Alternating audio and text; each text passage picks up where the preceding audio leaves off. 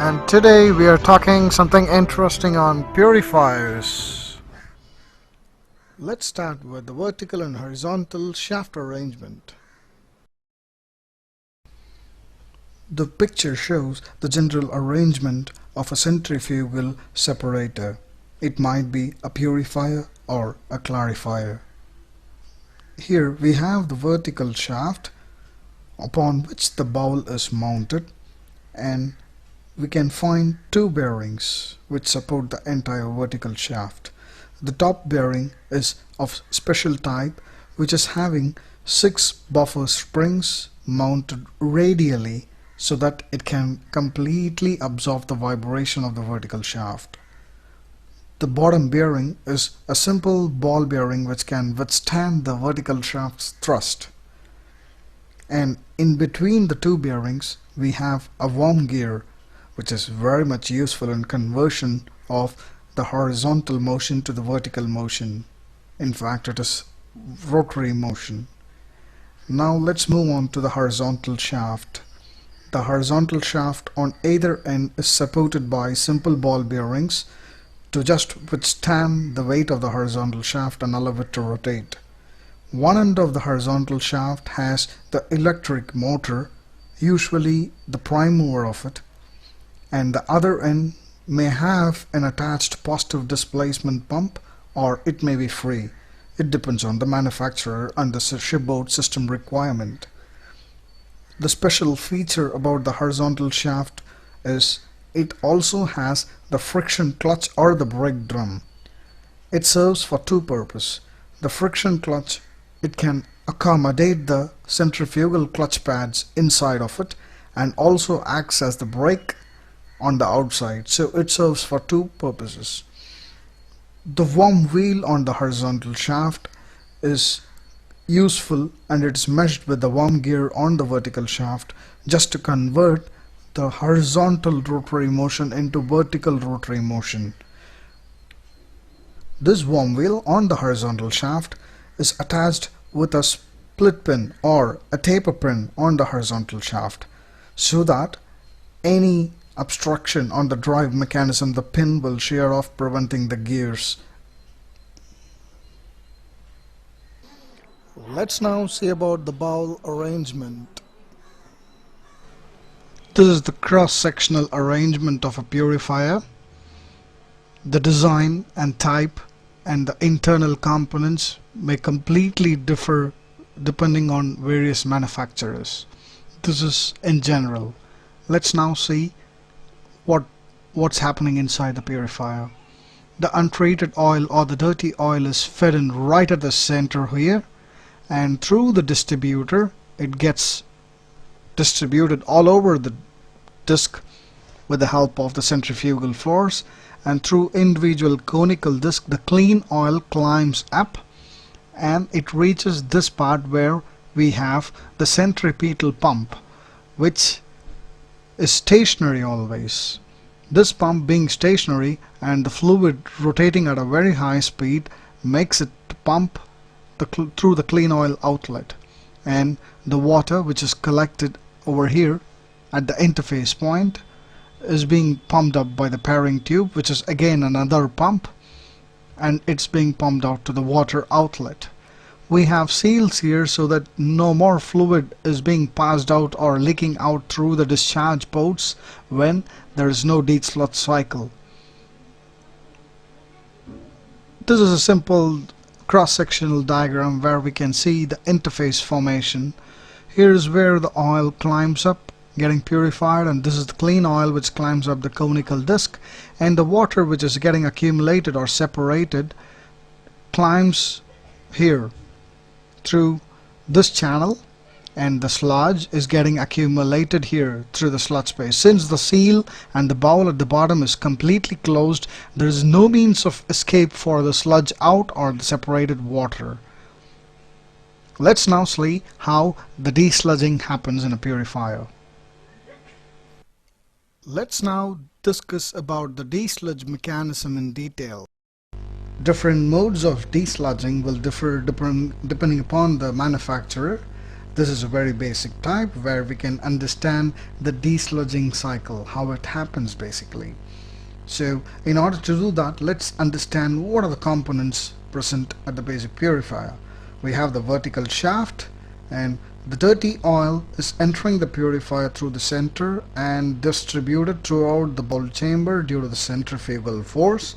It climbs up the disc stack where the dirty particles get accumulated as sludge at this place, and the clean oil is entering and it is being pumped out through this channel, and the water which is getting accumulated is passing over here in this channel, and through the dam ring it gets out.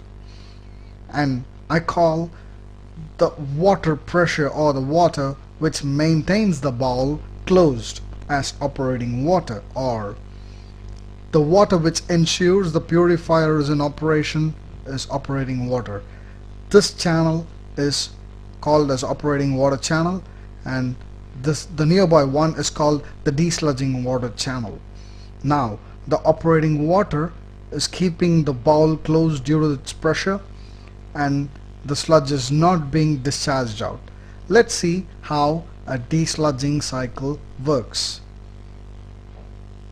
The desludged water enters, it opens the plug valve over here, thus the operating water is drained from this, where the bowl opens with a jerk or a bang sound, and the sludge, due to the high centrifugal force, is being discharged out. Let's see once again what happens. The operating water through the channel F is keeping the bowl closed, and the sludge is getting accumulated here. The channel B is operating water channel, and channel D is the desludged water channel. When I desludge it, through the channel D, the desludged water enters and opens this valve, and thus the operating water is drained from here, ensuring the bowl is getting opened and the sludge is thrown apart. So this is how the desludging happens in a purifier. Alright, the next will be the centrifugal clutch and its arrangement. Let's now discuss about the friction drum. The picture here shows the inside view of the friction drum. Here we have the central hole through which the horizontal shaft passes through, and we have 3 fulcrum pins upon which the clutch pads are mounted. The number of pads depend on the manufacturer and the speed of the horizontal shaft. It may vary from 2 pads to 8. Also we have the rest pins over here upon which the pads rest when the purifier is stopped. Each pad has a rubber lining on its shoe, which is commonly called as Ferrado lining, and Ferrado being a famous company which manufactures the rubber lining. Let's now see the direction of rotation and the axis of the clutch pads. On seeing this picture here, we come to know the direction of rotation is anti-clockwise, and it's also given by the arrow mark. And I put a red line or mark over here just exactly at the fulcrum pin of the clutch pads. Now with respect to the axis, the clutch pads here trail behind.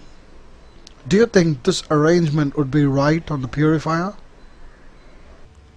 Well, with last picture, anti-clockwise being the direction of rotation, we had the clutch pads trailing behind the red mark, but now the clutch pads are forward of the red mark. So which one do you think is right?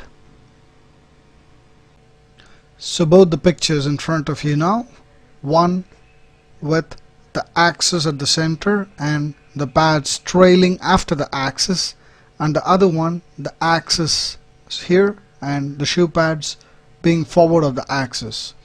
So which one do you think is right? The picture on the left side or on the right side? The picture On the left side, that is, the picture shown on the screen now, is the correct arrangement.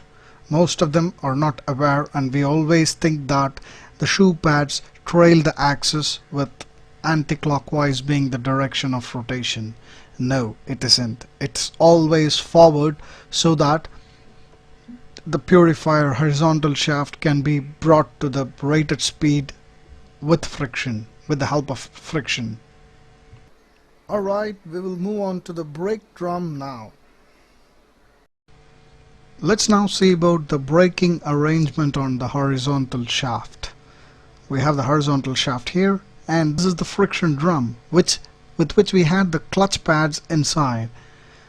And the outside of the drum is where we have the brake lining or the Ferrado lining. When we put on the brakes, when we lift the lever up, there is a cam which is eccentric, which pushes this lining, and it creates a friction on the friction drum and applies a brake on the horizontal shaft. It is sometimes recommended to stop the purifier always by applying a brake. When we apply the brake and stop the purifier every time, the purifier deceleration passing through the critical RPM is suppressed, or the purifier, when applied a brake, comes to stop much faster than it's allowed naturally to come to stop. That is the reason it is always recommended to stop the purifier by applying the brakes. But individual engineers have to experience whether do we have creating any damage to the bearings or not. It always depends on individual's experience. Preview. Thank you for watching the videos. For more videos, log on to dieselship.com.